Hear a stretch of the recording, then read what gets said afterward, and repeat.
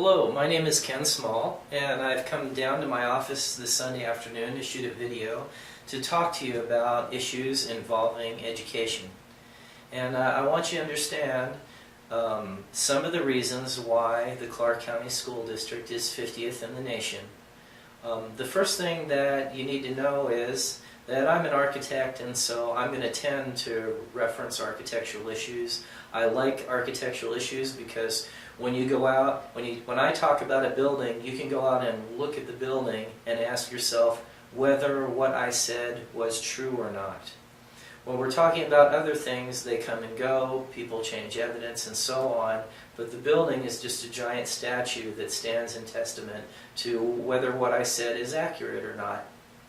The other thing that I am is I'm a recognized educational facility professional planner, which means that I understand a lot of the things that the trustees are relying on upper-level bureaucracy to misrepresent or represent to them or to the general public.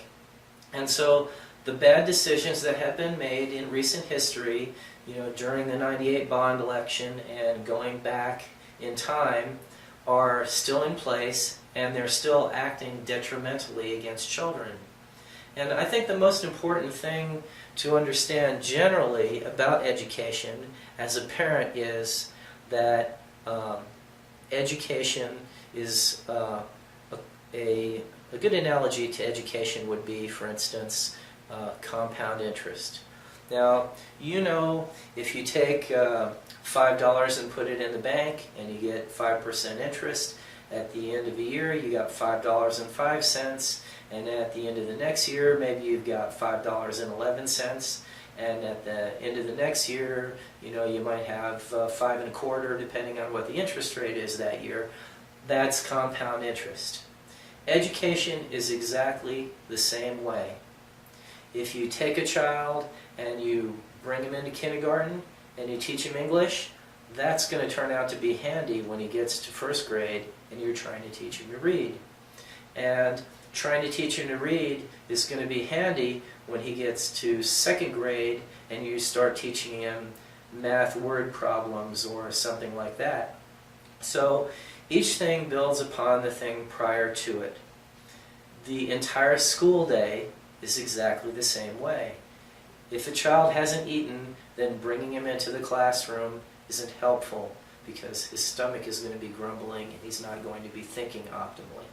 If a child hasn't gone to the bathroom, then it's not going to be helpful to him when he's in the classroom because he's going to be squirming in his chair, wondering, am I going to be safe to go to the restroom? Is somebody going to bully me? Dare I raise my hand because I'm shy? Whatever is going on in that child's mind, instead of listening to what the instructor is trying to instruct. Those things are harmful to teachers in trying to educate students.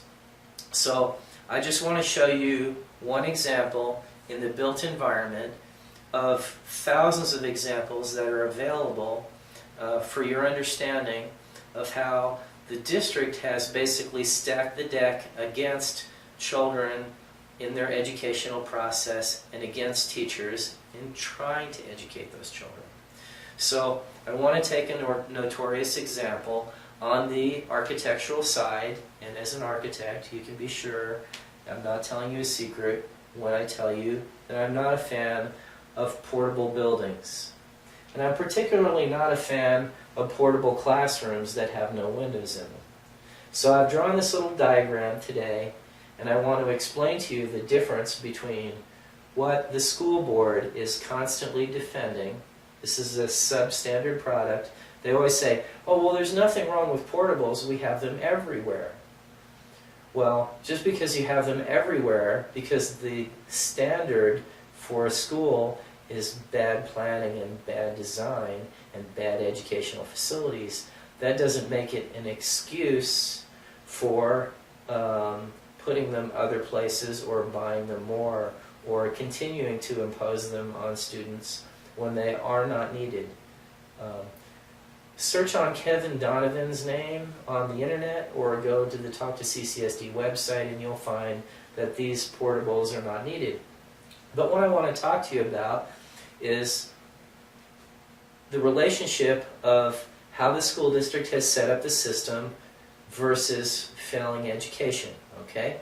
None of this is rocket science. They've been building school buildings for, since the arrival of the Pilgrims in the United States, and I'm sure the American Indians had, educational facilities before we arrived, and going back thousands of years before that, virtually nothing new. Same thing for education. Instructor-student, virtually nothing new. Same thing for human physiology, virtually nothing new.